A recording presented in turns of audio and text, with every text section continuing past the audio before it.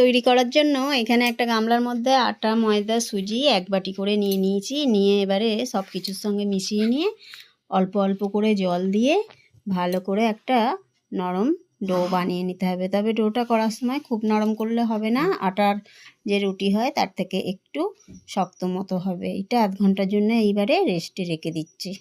এবারে যে ডোটা মেখেছিলাম তাই থেকে এবারে ছোট্ট ছোট্ট করে ফুচকাগুলো বেলবো বলে লেচি কেটে নিচ্ছি। একটা একটা করে বেলে নিচ্ছি, বেলে একটা প্লেটের মধ্যে রেখে দিচ্ছি।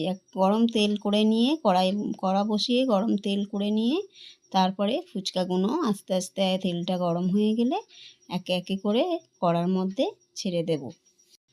গরম কড়ার মধ্যে ছেড়ে দিয়ে ভালো করে ঘুরিয়ে ফিরিয়ে লাল লাল করে ভেজে একটা থালার মধ্যে তুলে নিচ্ছি। পরবর্তী ফুচকাগুলো সেগুলোকেও ভেজে তুলে নিচ্ছি।